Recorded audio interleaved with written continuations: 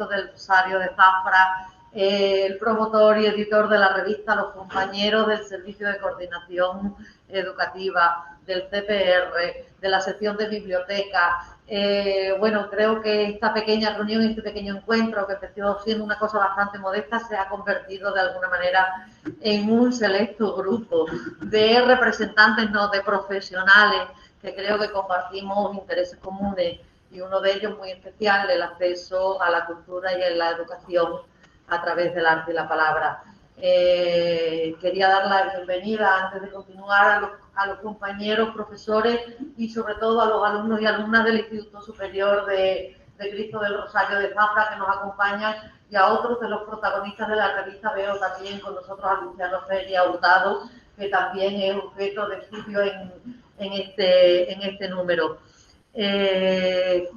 Bueno, cuando empezamos a pensar que queríamos que fuera la biblioteca del Museo Gelga de Alvear, y pensamos en cuáles eran las características que lo definían, pero también aquellas que la hacían singulares dentro del conjunto de sus congéneres, pues no sé, pienso que se trata de una biblioteca con un fondo especializado en arte contemporáneo, es una biblioteca que pertenece a un museo y que por tanto tiene unas funciones propias y que tiene que dar servicio a las tareas de documentación e investigación interna, pero sobre todo si pensamos que se trata de una biblioteca que acoge los fondos documentales de la coleccionista Gelga de Alvear, y eso la torna única porque es espejo de todo el arte que se ha desarrollado en España desde los años 60 en adelante. Por tanto, es un fondo único, como única es la colección y único es el museo. Cuando pensamos exactamente en qué queríamos para la biblioteca, pensamos que más allá de esas funciones tradicionales y tan importantes de conservación, consulta y préstamos de fondos bibliográficos, queríamos que la biblioteca fuera también un espacio como lo es el museo, un espacio de reflexión, un espacio generador de ideas, un espacio de encuentro con la comunidad.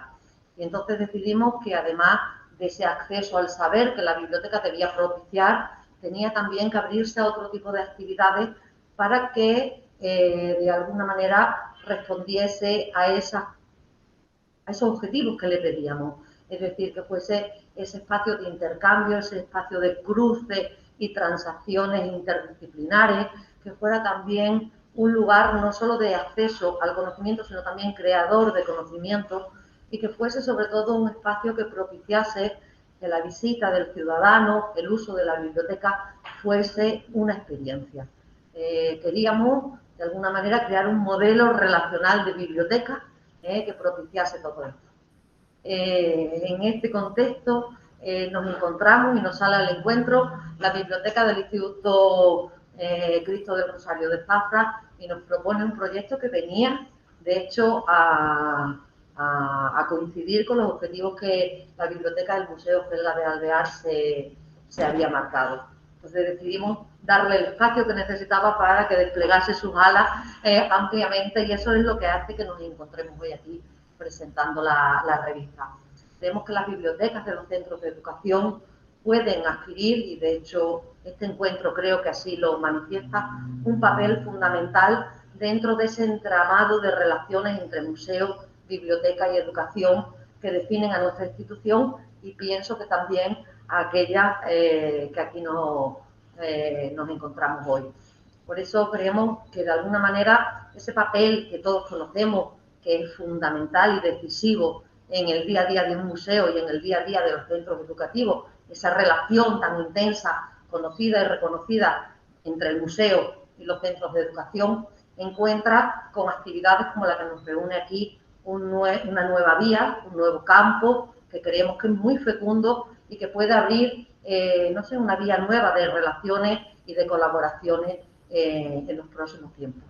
Esperamos por eso que este encuentro, esta pequeña reunión que tenemos hoy, sea de alguna manera un símbolo de algo que nace, de una nueva vía de trabajo, una nueva vía de encuentro, y esperamos sobre todo que el próximo curso la situación sanitaria nos permita que estos encuentros con los alumnos y con las alumnas y con sus aportaciones puedan darse de manera presencial, y sobre todo que los alumnos de Zafra puedan venir y visitar de primera mano y conocer de primera mano esa obra grande, esa obra única, Los caprichos de Francisco de Goya. Grande por intemporal porque es el Perú de la condición humana y que bueno, que como digo, puedan verla aquí con nosotros y nada más. Espero que esto sea un inicio de algo. Chicos, chicas de Zafra, enhorabuena por vuestro trabajo. Gracias por vuestros textos, que yo creo que son maravillosos y espero que sigáis así y que desarrolléis esas capacidades creativas desde hoy en adelante. Muchas gracias.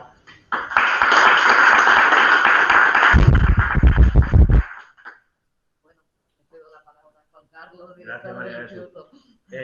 Bueno, buenos días a todos. Yo estoy aquí como representante de una comunidad educativa muy amplia, que es la del Cristo del Rosario. Y creo que una ocasión como la de hoy, pues no deberíamos desaprovechar de estar aquí en unas instalaciones y en unas instalaciones que acogen todo lo que es la colección de Helga de Alvear. Y, por supuesto, lo primero que quiero hacer es dar las gracias al Museo Helga de Alvear por habernos abierto las puertas y habernos cedido parte de esa obra, en este caso de Francisco de Goya, para que nuestros alumnos se inspiren y puedan formar parte también del Helga de Alvear y puedan formar parte también de lo que es el trabajo que se hace diariamente en el instituto. Quiero agradecer también a todos los que habéis venido presencialmente. A Fran, muchísimas gracias, porque no sabía si te iba a coger la agenda. A Casildo, a Guadalupe, a Almudena, en fin, y a todos, por supuesto, a todos los que estáis interviniendo de forma online desde el instituto o bien desde vuestras casas. Deciros que el Cristo del Rosario tiene 75 años, que se dice pronto, pero que ya han pasado unos años. Y 75 años de enseñanza quiere decir 75 años que hay que estar pegado a la tierra y hay que estar constantemente actualizándose en todo lo que es la labor educativa, ¿vale?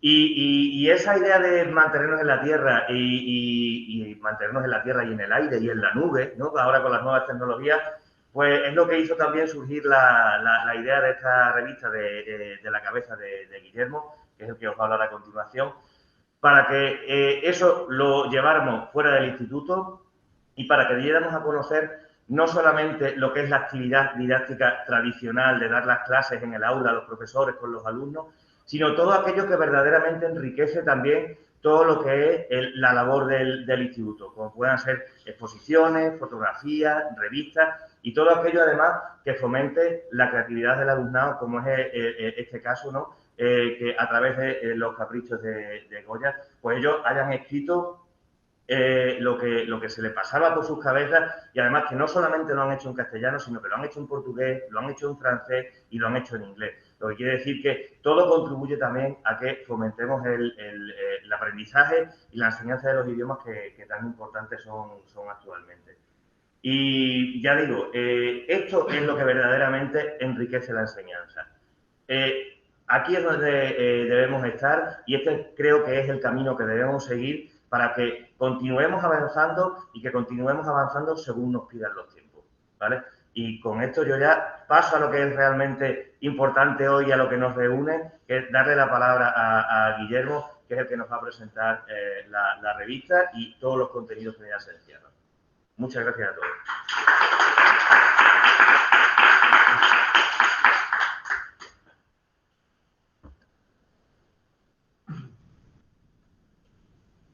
Hola, vale, pues soy Guillermo, el editor de la revista. La revista comienza el curso pasado, publicamos tres números, el 0, el 1 y el 2,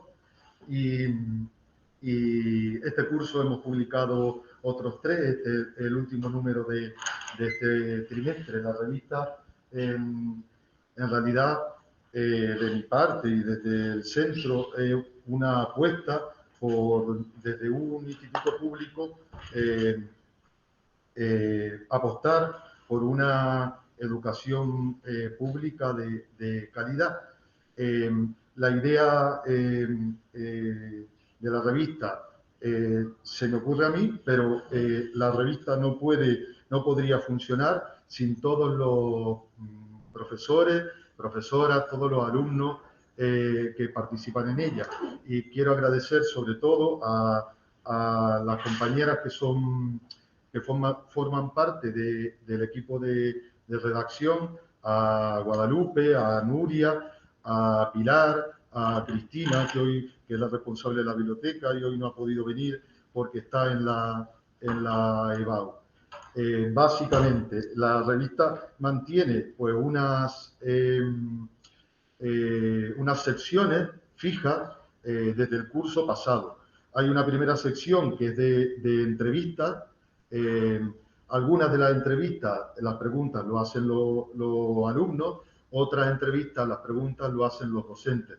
Hemos entrevistado, me lo he traído apuntado para no olvidármelo, hemos entrevistado el curso pasado a Arturo Pérez Reverte, a Rosa Montero, a Luis Landero, y este curso a Eduardo Naranjo. Los niños han hecho entrevistas porque leen los libros en clase a César Mallorquí, a Cares Santos y a Eloy Moreno. Luego hay otra sección que es de poesía. También tengo que agradecer a todos los poetas que han participado en la revista y nos han cedido sus poemas. Luego hay otra sección, la del final, que se llama Si me queréis irse.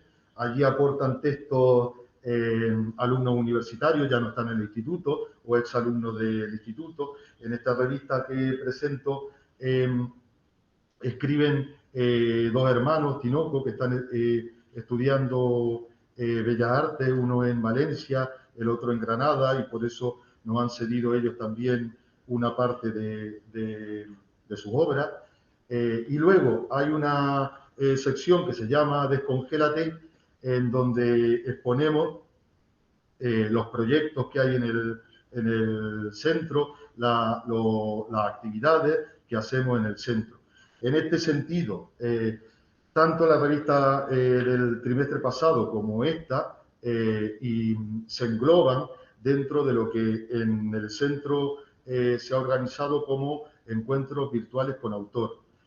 También la revista la hemos cruzado con otros proyectos como Librarium y como Radio Edu, y como Nuria está en mi equipo de redacción y está en la biblioteca y en Librarium y en Radio Edu, os va a contar muy brevemente de qué se trata y yo ya paso a la actividad de Goya, para no aburrir.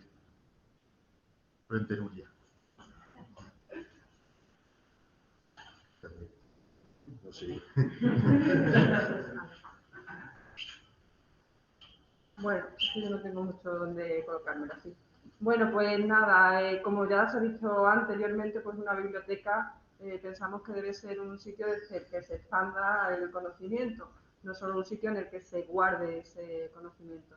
Y es verdad que nuestra biblioteca lleva participando en el proyecto de Rever muchísimos años, ha sido además bastante activa siempre. Desde que empezó el Librarium y Radio Edu también estamos, este ya es nuestro tercer curso en estos dos proyectos de innovación. Y es verdad que todo confluye en nuestra biblioteca. Yo creo que es el lugar más emblemático del centro, y pretendemos sobre todo crear un espacio en el que el alumnado pueda ir allí, pues no solo a estudiar o a consultar, sino a divertirse y a encontrarse muchas veces a sí mismo. Y también a realizar actividades en las que pueden aprender determinadas asignaturas pues de una manera completamente diferente a como se puede hacer en el aula. Es verdad que este año lo hemos tenido un poco más complicado por el tema de los aforos, pero se ha intentado mantener muchas de las actividades. Bueno, como él ha dicho, todos los proyectos de innovación que tenemos en el centro confluyen, intentamos que la mayor parte del profesorado se implique en él. Librarium pues nos ha servido para mucho porque, bueno, a través de que hemos estado en Librarium, de nuestra revista, pues nos han coincidido dentro de nuestra zona de CPR el proyecto piloto de encuentros virtuales con autor, que la verdad que ha sido una experiencia maravillosa porque los alumnos han podido entrar en contacto con autores de los que estaban leyendo los libros en nuestra asignatura de lengua. Luego, además, Librarium nos ha servido también pues, para consultar muchas de las obras de otros autores a los que hemos entrevistado, y además Librarium está publicada, o sea, tiene publicadas todos nuestros números de la revista. Y por otro lado, tenemos también Radio Edu, que yo estoy intentando por todos los medios darle un buen empuje en el centro, y muchas de las entrevistas que hemos realizado pues hemos tenido la posibilidad de grabarlas y emitirlas a través de Radio, por lo que todos los proyectos al final acaban confluyendo en una sola cosa, que es lo más importante, el aprendizaje y el disfrute de nuestro alumnado. Vale, y respecto a la actividad de los grabados de Goya, la actividad proviene de una actividad que hemos hecho en el número anterior. En el número anterior, Ana Juan, son 3 ilustradores, Ana Juan de España, Alessandra Bruni de Italia y Stefan Stasitti de Austria, nos cedieron a la revista algunas de sus obras, y a partir de las obras, el alumnado en la asignatura de lengua, de francés, inglés y portugués, elaboraron microrelatos, básicamente de ficción literaria. En la última se nos ocurrió que el museo nos podía prestar la primera edición de los caprichos de Goya que tienen en el museo expuesto. A partir de la sesión planteamos una presentación que pasamos a los alumnos en clase. Ellos podían elegir el grabado que quisieran y a partir de ahí podían hacer bien en la asignatura de lengua, de francés, de inglés y de portugués un microrelato literario de ficción, pero como también se unieron las asignaturas de historia y de filosofía, ampliamos la actividad para que los alumnos en historia pudieran hacer un comentario histórico sobre la crítica que Goya hace a la sociedad de su tiempo, y en filosofía que intenten pensar el grabado y cómo ese grabado crítico en su época era también podía ser también una crítica a nuestra sociedad actual. La actividad pues tuvo muy buena acogida y estaré siempre agradecido a la gente del museo por habérmelo prestado. Y termino solamente diciendo esto: la idea de la revista es intentar promover en los institutos públicos la lectura, la escritura, la creatividad en los alumnos, para que los institutos públicos en Extremadura sean un referente en lo relacionado con la cuestión cultural. He sido muy largo, lo siento. Me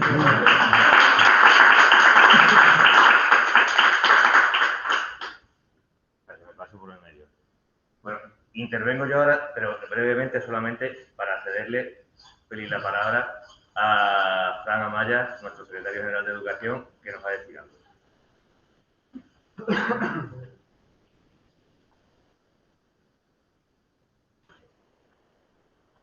Aunque te quedes por ahí.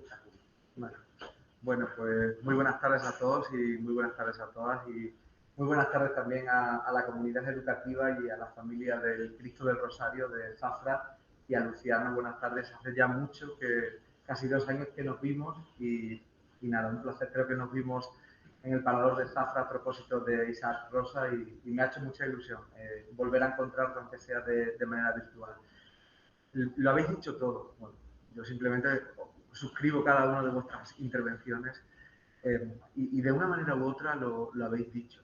Si acciones como esta no están en el currículum, hay que cambiar el currículum.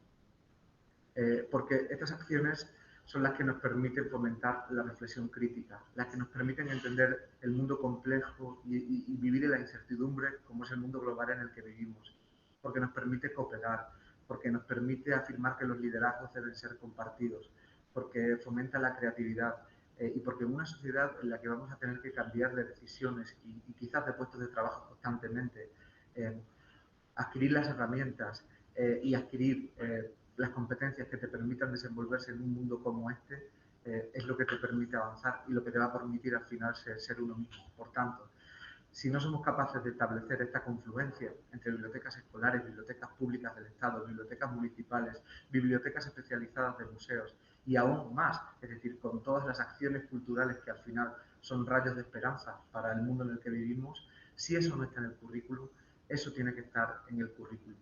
Porque desde mi punto de vista no se entiende el siglo XXI si no es desde un enfoque multimodal. Y aunque pueda parecer una expresión un poco extraña, está claro que los seres humanos del siglo XXI estamos en permanente contacto con todas las artes. Dialogamos con la pintura, pero dialogamos también con los fotomontajes que se pueden hacer en las redes sociales, pero dialogamos también con el cine, que va cambiando desde el cine de autor al cine de Netflix o el cine de HBO. A mí cuando veo una película en una de estas redes, en una de estas plataformas, perdón, hay algo que me enfada mucho cuando dice una película de Filmin, una película de Netflix. No, es una película del autor de Netflix, no es una película de un gran magnate como puede ser Netflix en estos momentos. Y no podemos negar que estamos dialogando con multitud de códigos que en algunas ocasiones y quizás tal vez en algún momento nos permiten atrapar la belleza. Y yo creo que la revista que ha hecho el Cristo de Rosario, por la que llevo trabajando el Cristo de Rosario durante estos 2 años, pero también por la cantidad de acciones culturales que emprenden en el centro desde esos 75 años de historia, aunque yo no tengo idea de los primeros, la verdad, yo creo que son un buen ejemplo de ello, ¿no? De la misma manera que es un magnífico ejemplo de ello que el Museo Helga de Alvear se esté convirtiendo en un referente nacional e internacional, pero no solo por el valor artístico de su obra, que también, sino porque porque nos está ofreciendo una idea de cultura accesible, una idea de cultura que entronque con la ciudadanía y una idea de cultura que nos permita a los seres humanos, a quienes visitamos los museos, llenarnos por dentro. Cuando pase la pandemia e incluso cuando desaparezcamos nosotros, lo que permanecerá será el diálogo con el arte. Eso será lo que permanecerá. Permanecerán las obras, las canciones y las películas que se han hecho después de la pandemia, como han permanecido las obras de arte que surgieron después de la Primera y de la Segunda Guerra Mundial. Y nosotros, que ahora mismo estamos siendo representantes y trabajadores de la gestión de la política educativa, tenemos que seguir fomentando este discurso con políticas y con acciones concretas que nos permitan avanzar en ese sentido.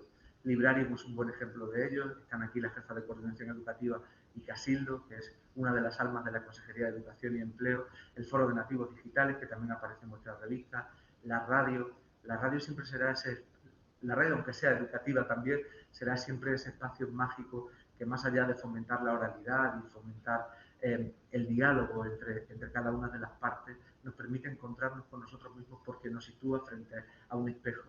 Y por supuesto que la consejería tiene que ser permeable a la relación, al intercambio de prácticas y a la generación de políticas que nos permitan dialogar desde el enfoque multimodal, pero sobre todo que nos permitan avanzar a todos juntos. Así que muchísimas gracias al Museo Helga de Alvear, muchísimas gracias a Cristo del Rosario, muchísimas felicidades a todos por haber superado de este modo que se ha superado el curso escolar de la pandemia. Nadie lo diría hace justamente un año cuando estábamos organizando el curso escolar 2021, que va el tiempo muy deprisa. Y bueno, yo estoy convencido de que nos volveremos a ver y de que continuaremos dialogando, sea desde el código artístico que sea. Muchas gracias.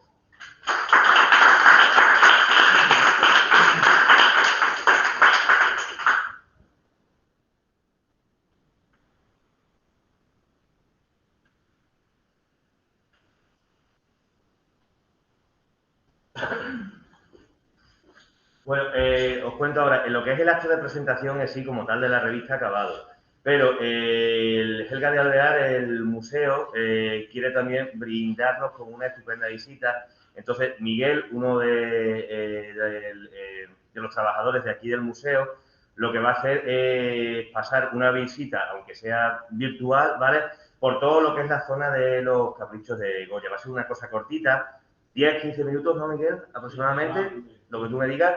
Pero os invitamos a los que estáis en casa, ¿vale?, a que lo acompañéis porque él os va a explicar de forma maravillosa todo lo que encierra la colección de los caprichos, ¿vale? Estaba comentando la importancia de la entrada, ¿verdad? No solamente de las obras contenidas en el museo, sino también de la propia arquitectura. La propia arquitectura, en realidad, se convierte en obra de arte. Incluso pensad que el edificio está siendo galardonado con diversos premios de carácter internacional. Veis que en apariencia tiene una sencillez, una humildad en cuanto a la arquitectura, sin embargo, es una humildad que no es tal. Una sencillez, perdón, mejor dicho, no una humildad porque sí que la tiene, una sencillez que no es tal. Y es que es muy difícil encontrar en este edificio un ángulo recto, un ángulo de 90 grados. ¿Esto por qué sucede? Sucede porque el edificio, el nuevo museo, la construcción del nuevo museo, está enclavado en un trapecio. Era un solar, era jardinado, y los arquitectos han debido adaptarse precisamente a ese espacio persistente para poder ubicar un cubo. Así que imaginaos un cubo perfecto, ¿verdad? Pero ese cubo tiene que ser girado y tiene que ser manipulado para que dé cabida y dé lugar al nuevo edificio, a la construcción y a albergar el nuevo edificio. Os voy a enseñar, por ejemplo, un detallito del suelo, del pavimento, para que veáis en estas junturas, ¿verdad?, que no se aprecia un ángulo recto como tal. Se aprecia perfectamente el edificio como aparece girado, en realidad, ¿verdad? Pero de aquí, lo que me interesaba sobre todo, y lo que os estaba comentando antes, es esta pieza que ha llegado a convertirse en emblemática, ¿verdad? Una de las más importantes de la colección, de entre esas 3.000 piezas que tiene Helga de Bear en su colección. En concreto, en esta exposición inaugural, evidentemente no están expuestas esas 3.000 piezas. Hay aproximadamente unas 155. Pero esta, sin duda, es una de las más destacadas y de la que más gusta al público cuando la ve, ¿verdad? Es una obra de un artista chino llamado Ai Weiwei y Helga la adquirió en el año 2007. Ese año la pieza estaba expuesta en una galería de Nueva York y los arquitectos que realizaron este edificio, dos de ellos, porque uno falleció y lo ha continuado el estudio de Emilio Tuñón, estaban en Nueva York. Y entonces Helga, al adquirir la pieza, les comentó que sería conveniente que fueran a la Galería de Arte, donde se exponía la pieza, donde ella la adquirió, para que vieran cómo era esta obra y porque tendrían que construir en el futuro un espacio suficientemente amplio, suficientemente grande, que albergará la pieza, como veis. Y es lo que se ha hecho en este hall. ¿Sobre qué nos habla esta pieza? Evidentemente nos habla de algo de la actualidad y de la hegemonía, esa es la importancia que está adquiriendo China, que ya ha adquirido China en nuestro mundo globalizado contemporáneo, ¿verdad? Aquí tenemos una lámpara, en realidad, aunque no lo parezca, no sé si se aprecia bien, es una lámpara chandelier. Y una lámpara chandelier es un modelo de lámpara, un modelo europeo, que fue importado por China en los últimos años y que aparece en edificios institucionales, en los edificios del poder chino y también en algunos edificios lujosos, como por ejemplo hoteles. En realidad es una lámpara que está asociada al poder y al lujo.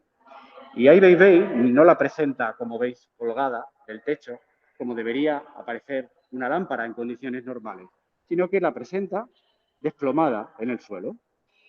¿Qué quiere decir Ai Weiwei? ¿Cómo puede interpretarse este gesto de Ai Weiwei, ¿no?, de desplomar la lámpara? Él quiere que caigan precisamente las estructuras de poder, las estructuras fuertes de poder, el aparato político comunista que tantas veces a él le había encarcelado, aquí se muestra caído. Y la lámpara se muestra al nivel de los ciudadanos.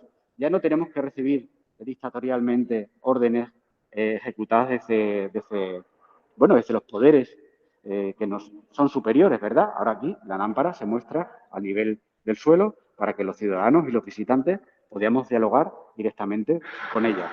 Lo interesante también, como algunos detalles, es, por ejemplo, el número de piezas de cristal rojo que componen la obra. Aquí me estoy acercando para que veáis, y en total han sido unas 60.000 piezas de cristal que han sido realizadas además directamente a mano, artesanalmente a mano, y cuyo montaje nos ayudó un colegio, un instituto de aquí, de Cáceres, que se llama el Alcáceres. Gracias a ellos pudimos montar esta lámpara en un tiempo aproximadamente de 3 semanas. Vamos a pasar ahora, si os parece, aquí está la otra visita, después del evento que se ha realizado en biblioteca, de la presentación. Lo que vamos a hacer es pasar a la sala de los caprichos de Goya. como no me habéis escuchado anteriormente, porque no se me escuchaba, al principio os he agradecido vuestra participación a través de los relatos y que, sobre todo, manifestar que estoy encantado de poder realizar esta pequeña visita, ¿no? Esta pequeña intervención para vosotros, los alumnos del Instituto Cristo del Rosario de Zafra. Esta sala que aquí estáis viendo se dedica íntegramente a Goya. Aquí lo que vamos a ver en esta vitrina es el original de la publicación de Los Caprichos en una primera edición. Como veis, tiene un formato libro y es que es como originariamente aparecían este tipo de publicaciones. ¿Cómo se ha hecho que se pueda ver, contemplar en el museo este libro sin la necesidad de manipularlo, ¿no? Imaginaos que cada visitante que viniera al museo tuviera que pasar las 80 páginas, las 80 láminas que lo componen, al final se terminaría deteriorando. Así que por cuestiones de conservación, lo que se ha hecho ha sido unos facsímiles de altísima calidad, donde se reproducen todos y cada uno de los detalles y que permiten poder ver de una manera sincrónica, ¿no? Es decir, al mismo tiempo, ubicados para su exhibición, como si fuera un museo, como si fueran las piezas que se exhiben en la pared, todos al mismo tiempo, todas las obras de Goya sin la necesidad de manipular el libro. Aquí, en estas obras que veis en las paredes, colgadas, en realidad, lo que se está exponiendo son interpretaciones visuales de artistas de los siglos XX y de los siglos XXI que dialogan perfectamente con Goya y con los caprichos. Goya no solamente os ha influido a vosotros a la hora de realizar vuestros relatos, sino que ha influido a multitud de artistas que se han inspirado tanto para hacer películas, para escribir libros, para realizar obras de arte, como veis aquí. Y estas obras, gracias a la inclusión, ¿no?, de estas piezas dentro de esta sala, dialogan perfectamente con los caprichos. Fijaos, aquí tenéis una de un autor que se llama Marcel Sama, un canadiense, que en realidad lo que está haciendo es reinterpretar la obra de un capricho que se llama Bolaverum, ¿verdad? Y si os venís por aquí, vemos ya los diferentes caprichos. Ya sabéis que Goya en esta serie fue, quizá se mostró como el Goya más revolucionario, ¿verdad? Como el Goya más políticamente incorrecto y más crítico con la sociedad de su tiempo. Fijaos, esto evidentemente os sonará. Es el primero de los caprichos de Goya, ¿verdad? Donde aparece Goya en el frontispicio con un sombrero, con unos rasgos que expresan una cierta melancolía, una cierta tristeza y que miran la sociedad de su tiempo con un cierto desdén, con amargura y con una cierta ironía, ¿no?, que será la que posteriormente despliegue en todos los caprichos. Aquí, al aparecer con el sombrero, es interesante porque este sombrero tiene influencia francesa. Es decir, es un sombrero, un signo casi político. El que Goya aparezca con este sombrero no es simplemente un signo de la moda, aunque también Goya quería ser absolutamente moderno. Es también un signo de significación política, de estar en contra de todos los poderes que regían entonces España y que, en cierto modo, la sumían en la ignorancia, en la no alfabetización, en la continuación de las supersticiones. Era una España muy supersticiosa, estaba llena de supersticiones. Pensad que, por ejemplo, todavía estaba en boga la Inquisición. No sé si habéis trabajado seguramente hayáis visto estos dos grabados, ¿verdad?, dedicados a castigos inquisitoriales, a torturas inquisitoriales, a modos de aleccionar al pueblo a través de castigos para que pensaran acorde a los principios de la fe católica.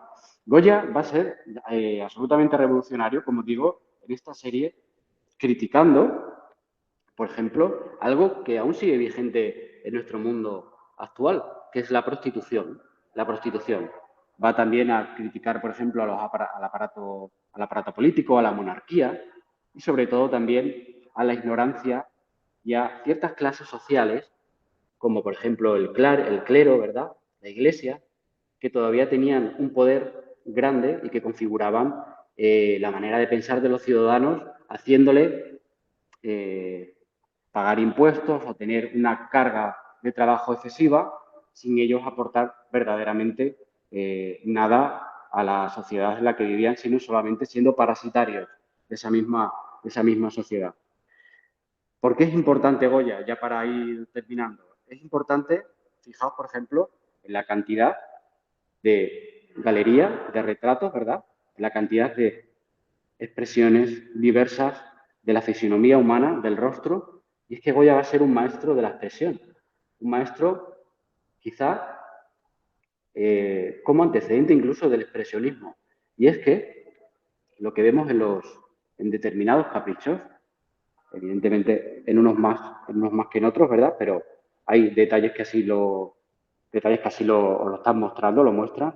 Goya va a ser un maestro en la captación de los detalles de los rostros. Y es que pensad que para una persona sorda, para una persona que no oye nada, ya que Goya estaba completamente sordo, incluso hablaba con lenguaje de signos, es muy fácil, no fácil, pero quizá de algún modo más familiar captar la fisionomía de los rostros y no tanto el lenguaje, no tanto el discurso escuchado.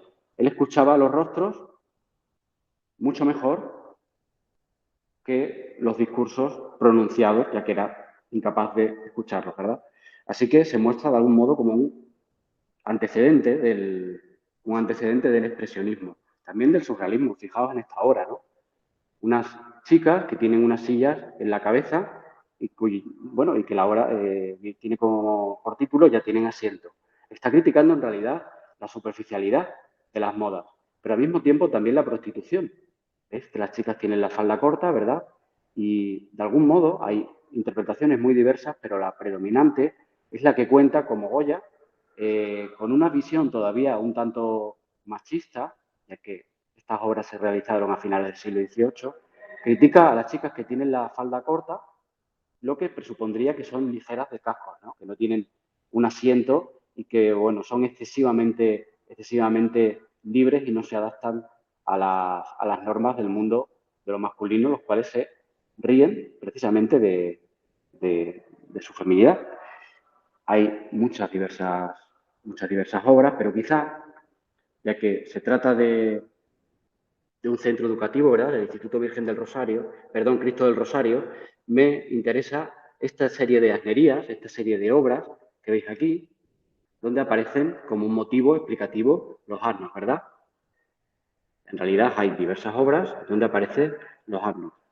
Me interesa mucho esta pieza, y es que nos habla directamente de la educación, de los vicios educativos que se adquieren, algunos incluso perduran en la actualidad, ¿verdad?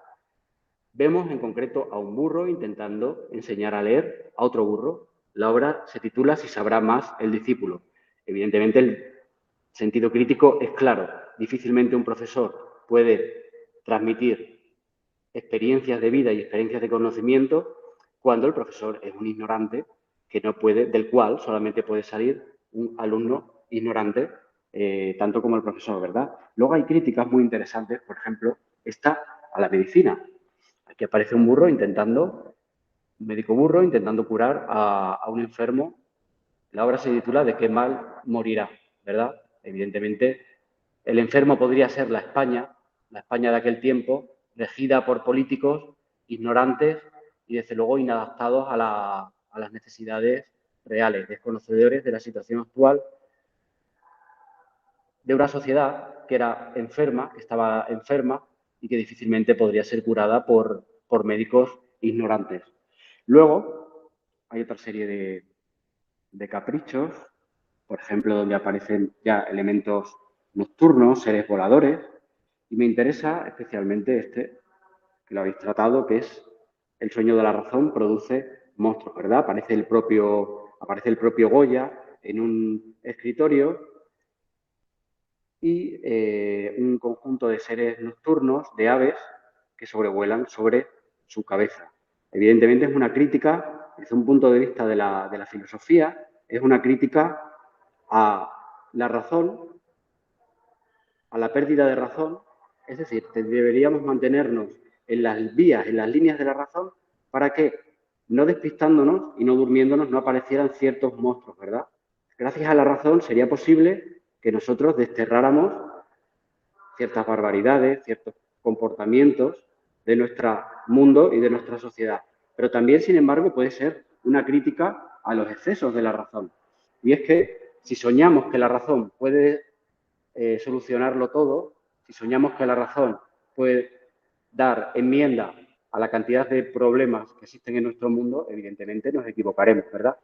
Y acabarán surgiendo monstruos como, por ejemplo, una excesiva tecnificación. Imaginaos que un mundo excesivamente robotizado, un mundo muy racional, por tanto, acaba siendo también un mundo monstruoso, ¿no? Y es de lo que nos habla Goya precisamente a través de obras tan significativas y tan cruciales como esta. En definitiva, Goya va a revisar incisivamente toda la sociedad de su tiempo, generando piezas que incluso llegaron a ser perseguidas por el Tribunal de la Inquisición, de ahí que Goya regalara las planchas al rey, intentando deshacerse de la responsabilidad que suponía haber ejercido la libertad de expresión, ¿verdad?, respecto a la sociedad de su tiempo. Hay además otros caprichos fundamentales, ¿no?, ya dedicados a la brujería, a las supersticiones, a la imagen onírica, a los monstruos nocturnos y, en definitiva, al mejoramiento que Goya pretendía para la sociedad española, desterrando toda la cantidad de injusticias, toda la cantidad de supersticiones y toda la falta de cultura, ¿verdad?, la falta de alfabetización de la sociedad española. A mí, desde luego, me recuerdan mucho estos caprichos, algunos de ellos especialmente, a la sociedad actual, ¿no?, en la que vivimos. Pensad, ahora, disculpadme, puedo quitarme la mascarilla ya que no hay público en esta sala. Pensad que muchos de estos caprichos nos están hablando directamente a nosotros, ¿verdad? Son intemporales porque son esenciales a la naturaleza humana. Y en este sentido, que vosotros hayáis realizado unos relatos, unos comentarios, unas reflexiones tan brillantes sobre los caprichos, indica la contemporaneidad, la importancia y la actualidad de Goya.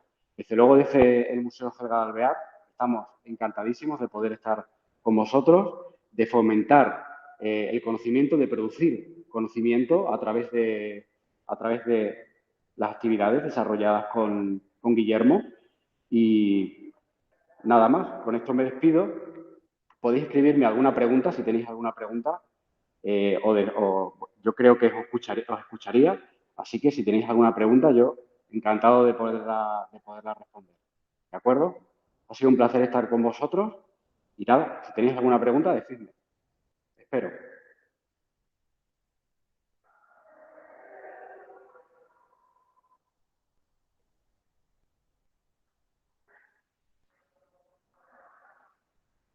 Nada, gracias a vosotros. Para mí ha sido un placer. Un placer. Lástima los pequeños fallos, ¿verdad?, que se producen en cuanto a la técnica, pero siempre que lo deseéis, estamos también disponibles no solamente para hablaros, ¿verdad?, de la sala Los Caprichos, que es una de las piezas que tiene Helga expuestas en esta exposición, sino de otras muchas piezas quizás interesantes, tan interesantes como Goya, y que a lo mejor puede que os resulten inspiradoras para seguir desarrollando actividades como la que hacéis.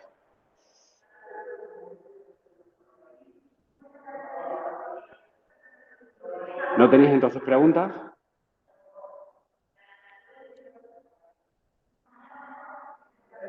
Bien, pues entonces me despido, ¿de acuerdo? Estamos en contacto y si queréis escribirme a mi correo para proponerme cualquier tipo de actividad, os lo doy. Es muy sencillo, es mediación@museohelgadalvear.com.